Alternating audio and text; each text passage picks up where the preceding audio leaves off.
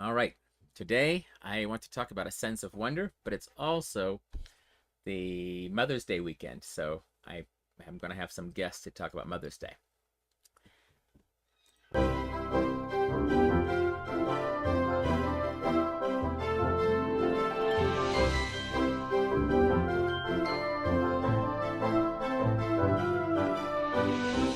Let me show you my guests. Ta-da! All right, so it is Mother's Day, or almost Mother's Day, and a year ago for Mother's Day, we went and did a lot of shopping and got flowers and stuff. So you can come up close for now, Eric, so that we can hear you. So, what are we doing for Mother's Day this year? Any ideas? We're thinking of repairing our mom's little fences for her garden and whitewashing the fence. Yeah, we want to whitewash Mama's fence. That's something we can do. Mhm. What else can we do? Buy her flowers again? You want to buy flowers again? Yeah, that was fun last year. Yeah, we actually are. So that's something we might do. We might go buy some flowers.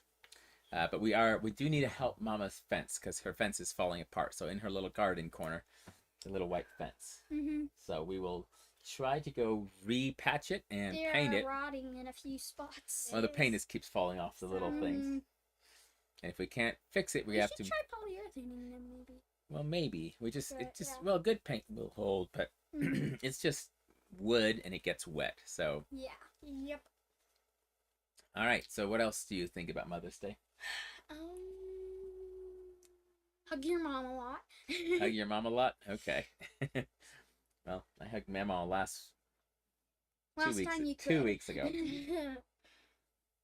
Yes, but it is good to think about other people in our lives and to love Yeah. them. So, anyway, I just brought you here briefly to say hi and remember last year? Mhm. That was fun. That was really fun. A lot of fun. Yeah. So, anything else? I don't think so. So I would say get up in the camera and say I love you, Mom, but I don't even know if she's going to watch this thing. So, Most of the time doesn't. yeah, so that doesn't always work. She might watch it this time because it's Well, a special so time. go up there and tell her then. Go up there and tell her I love Tell you. who? Mom, right there. In case she watches it. Hop up. Go No, look I in love the... you, Mama, if No, you're get in the watching. camera. Get it close. I love you, Mama, if you're watching. I love you. Whoa, that's Whoa. ferocious. It's a little too close. Yeah, okay. Well, I'm going to talk a little bit about a sense of wonder. So you guys can go. I think Mom actually has a plan for you right now. Yeah, we to do. something. Yeah, we're gonna go hand out flyers for our new mowing business that we're starting. That's right. You so. both of you started a mowing business. So, so how's that going? It's going quite well. So Yeah. we reached 60 flyers so far. So Oh, I should see if I can pull up the flyer yeah. and show it to them. Here we go. Here is the flyer. There we go. Graber Lawn and Pet Care.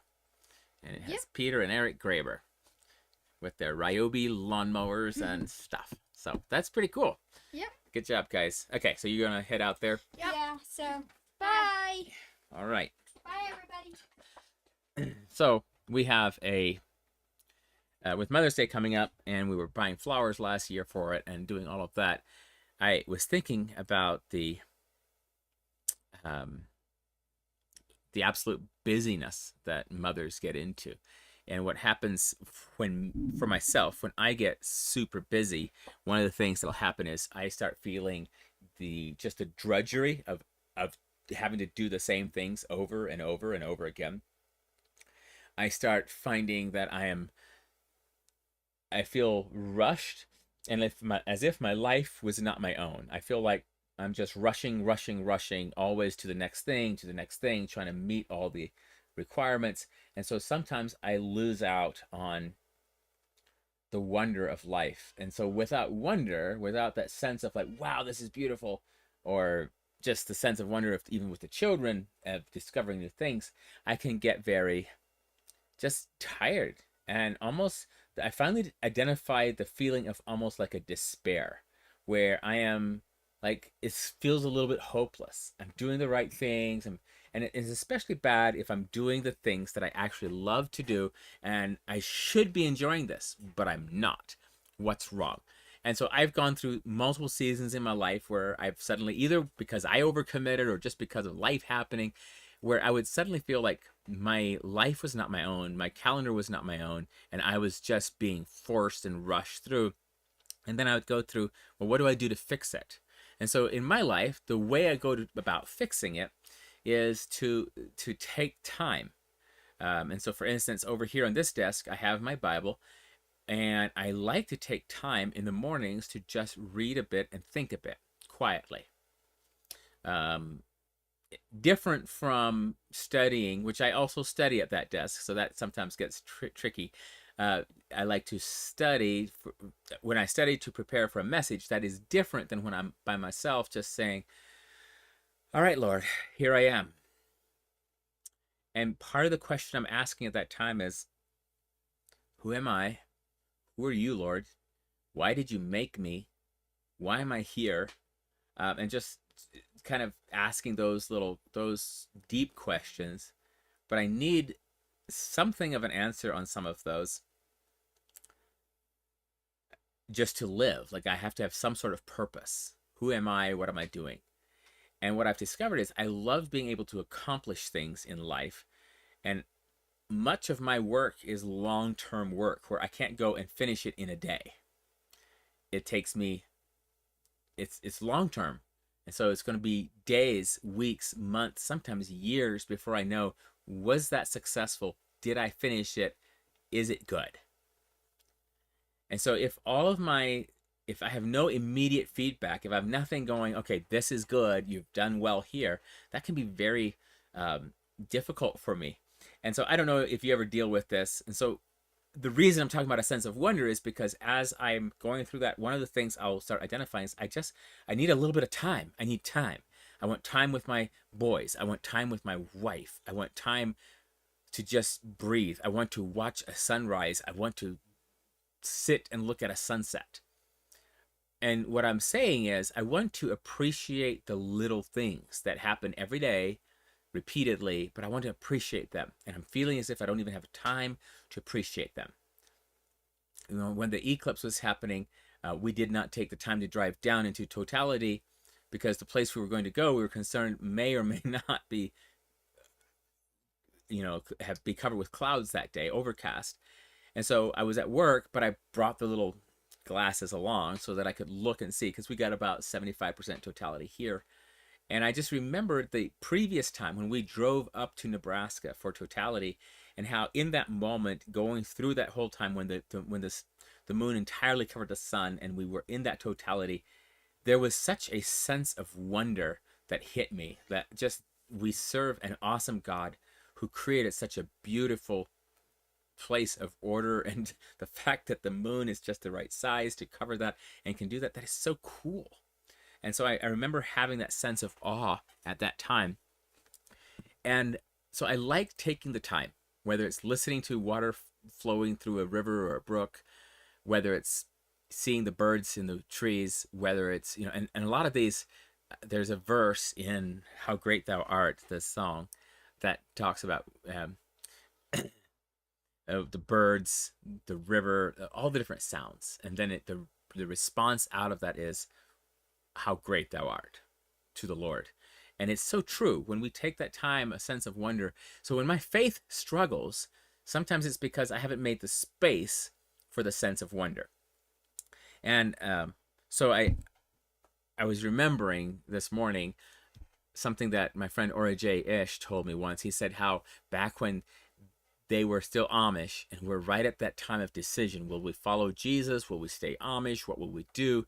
And how it just had gotten so hard, and there were so many letters coming from so many people. It was just, so much stuff going on, and you're trying so hard to figure it out. And there was a day at the Amish church where Ora J and Irene had made a decision that they will follow Jesus. And so they said in church, they had to, it was a vote or something where they had to make a decision, and they ended up standing outside there in the West Kootenai Valley. And as they looked up, Ora J said it was suddenly, the mountains were so beautiful again.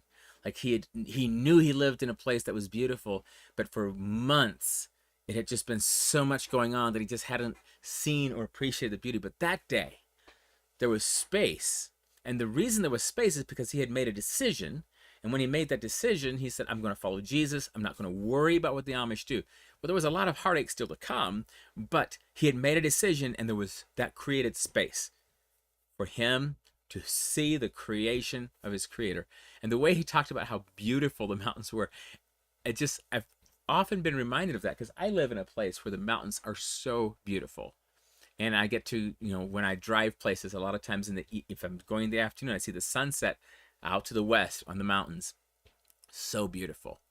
And I love getting up in the mountains. And so earlier this year, when I was being overcommitted and doing so many things, and I just was feeling that harried feeling of like, I can't do everything, I would see the mountains and I'd be like, I love those mountains, but I want to appreciate them, and I want to be able to sit with the beauty and not to just be like, oh yeah, that's beautiful, and keep going. I want to actually appreciate it. And it made me think of Ora J, because there was a day when finally I had been catching up on all of my I'm still not caught up, by the way, to all the things I'm supposed to be doing that I had set out to do for this spring. And it's almost summertime now. So in my in that world, I am still behind. And so I still have that danger of feeling like I'm playing catch up, and never enough. So here's what I've been doing to try to make space. So in the same way that Ora J and Irene made that big decision and said, no, we're going to follow Jesus. Doesn't matter what happens here with the Amish church. And that created room for their souls and their spirits to say, wow, look at what the Creator has done.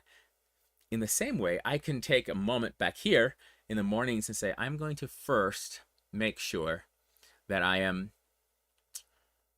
spending a little bit of time with God.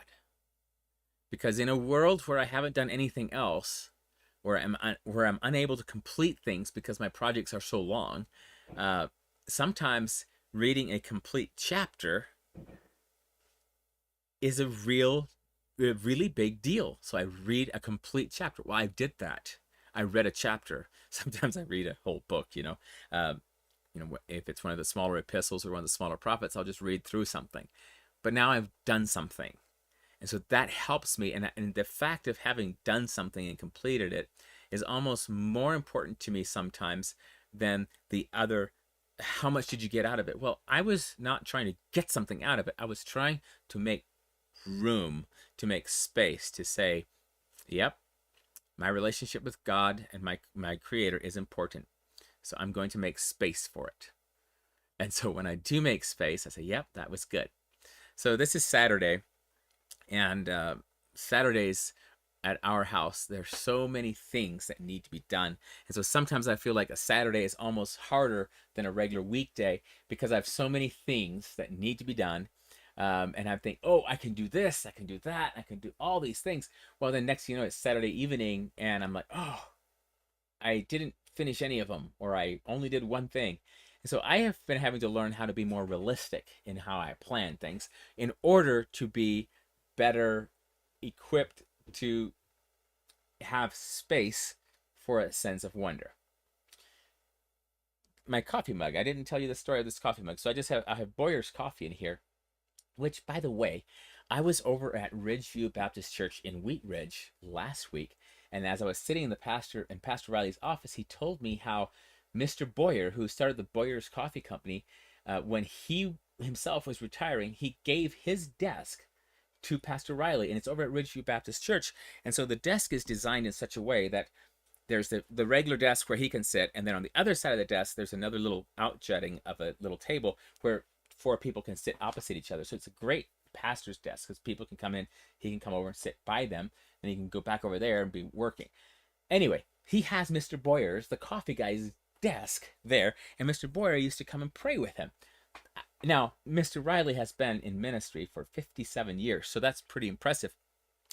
But sometime in that time, he got to meet Mr. Boyer. He also knew Carlos Demarest, actually flew in his airplane at one point. So it's pretty amazing stories when you start talking to people who've been in ministry a long time. And Pastor Riley definitely has been in ministry a while. Good morning, Joe. Thanks for joining me from Michigan, I assume. And so anyhow, I was trying to get to the story. I have Boyer's coffee in here, so that started that part of the story.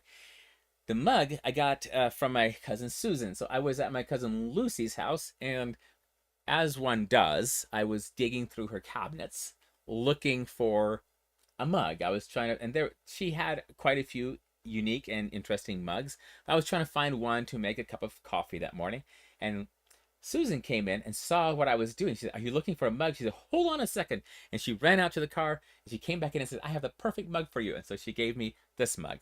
Ah, Ohio. Sorry, I think I missed. I For some reason I thought you were over in Michigan, Joe, but Ohio. So I'm going to get sidetracked, so I need to not get sidetracked. Okay, so this is my I love you mug from my cousin Susan. So thank you, Susan. I love you. Thank you for giving me a good mug that day, for a unique mug, and I'm still using it, as you can tell.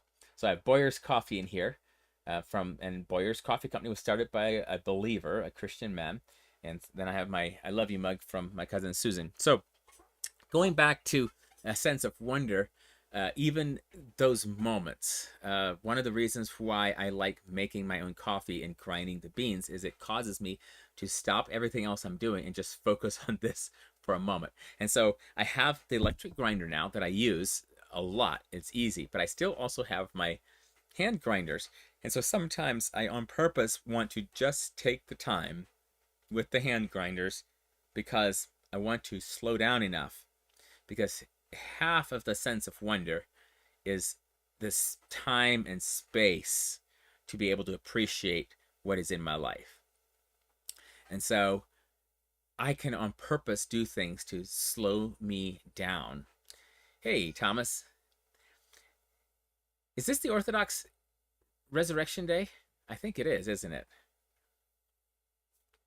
Or was that last week? I forget. So, Thomas, I had a friend who got me into cold brew coffee as well, and I do enjoy that. But honestly, a huge percentage of the reason why I do coffee is, yeah, that's last Sunday. Okay. So, a huge reason why I do coffee is for the break. So, I'm at the computer, I'm working, I'm editing, I'm focusing, and then I stop and I go upstairs and I take a break. And so I actually, Stacy at one point was saying, "Do you want me to learn how to make coffee for you so I can just bring you a cup of coffee?" Because, that sounds so romantic and so loving. And I'm like, well, that is nice. However, I need the break, actually. So rather than just have more coffee, faster coffee, better, stronger coffee, I actually want the time. It's the time involved that I need. So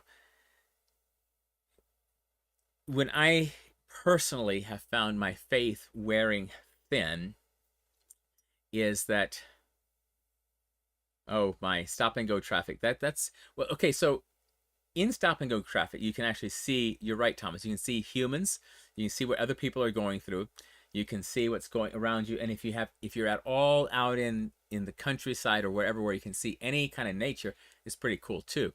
I know a lot of times stop and go traffic just starts going whoo, and people get, you start getting agitated or something. But you're right, in that moment, if you can just recenter and make space to look at what the Creator has made and what He has done, and to think about it, you can have that sense of wonder in that. I remember one time, my sister Ruth and I were driving north on I-35 in Texas, and our engine blew catastrophically.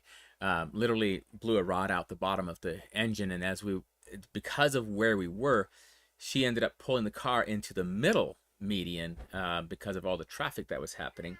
And as we pulled in there, like, the car was on fire, and I knew why. I mean, the oil was going on the exhaust, so I doused one of my old shirts with water and was putting out the fire before it would go on to the gas tank or other things. And so I did that. But when I came back to my sister, she was standing there in the middle. There was traffic going vroom, vroom, vroom, vroom, vroom, both sides of the highway. Our car had just blown up. And she had this most beautiful smile on her face, and she was holding a butterfly on her finger. She said, "This butterfly just came and landed on me." And so right in the middle of this emergency, so to speak, with the car blown up and everything, instead of being all stressed and fretting, she's like, look at this beautiful butterfly. And it was as if God had sent this butterfly just to her at that moment But it was that sense of wonder. A butterfly came and landed on her hand. And so we looked at the butterfly a minute before we figured out, okay, here's what we're going to do next. Here's how we're going to get out of here. So everywhere we need that sense of wonder to keep our faith alive. At least that's been my experience. Is if I'm just like, well, I'm going to do this and muscle through it, at some point I run out of muscle. If I'm like, well, I understand, I know all the answers and everything. Well, it's actually knowing the truth is sometimes not enough to keep me moving in the right direction. There has to be something else, a connection. And so I would say, as a just the reality of it is that it's Jesus. I need Jesus. I need the reality of Jesus in my life. But the way that Jesus interacts with me is what causes the sense of wonder, that causes me to, when I see a child interacting with something and I say, wow, look at that. That's really cool. Looking at life through your children's eyes is something that can reawaken a sense of wonder. But what I keep finding out in my adult life is that the quietness of the heart, taking a moment, whether it's 3 minutes or whether it's half an hour in the morning or a whole day in the woods or just time set apart for prayer, if I can just have quietness and solitude. And so this is something that there's always, as long as we've had a church, there's been people that have been stepping aside. The monastic societies have always known this and have said, we need solitude. And so we need, and what you'll discover with a lot of people in a monastery is they also have some engagement that they're supposed to do with the public or with people. And so you'll find this true in your own life, is you need a certain level of solitude. You need a certain level of engagement. I need that. I need to interact with people. I need to spend time alone. And so we now have names for it. We say someone is where do you get your energy from? Do you really need to be alone, or do you really need to people? And so we have all these labels and stuff for it. And I have discovered that I'm both. Yes, I need everything. I need people. I need alone time. And I'm sure you do to some extent or another. Okay. To restore a sense of wonder, I make space, whether it's space in time or space from people, but I make space. And psychologically, I have to make space. I have to banish the voices that would pester and plague. And a lot of times, I'm not talking about people's voices. I'm talking about the voices that I have collected and I'm carrying with me. All the noise of the world that I have just brought along. And at some point, I need to say, well, that's not the voice of Jesus, and that's not the voice of me. Why am I listening to this voice? Saying, you're behind, Joseph. You're behind. You're late. You're not enough. And so finally, I say, stop. I am a child of God. I belong to Him. And some people that I've spoken with have had actual voices that they heard. I'm not hearing actual voices. I'm talking about the noise of the thoughts that I bring with me. Everybody that I've ever heard that was dealing with voices had to really deal with that. And when they were delivered through the power of Christ, they were so relieved and so joyful because it made more space. We want to hear the voice of our shepherd, but we need to make space for it. And so that's part of my journey this year, has been to say, am I okay if I don't do all the things? Because there's a lot of things that I want to do. My day planner and my lists and my goals and my missions. Why did God put me here on earth? All of that intentional living is great until it starts driving me and I start feeling as if I don't have time. Then it's not good anymore. What I have discovered personally is that when I make the time and I focus on my Creator and why He's put me here, and I just look at what He has made and what He has done and all of that, it's amazing how of all the things that I'm trying to do, He will often touch one and say, look at this one. This is the one I really care about, Joseph. Could you rest into this one and let the other things go? And I will look at the other things and say, but somebody needs to do these things. Yes. But did I ask you to do it? And if the king did not ask me to do it, then why am I stressing trying to do it?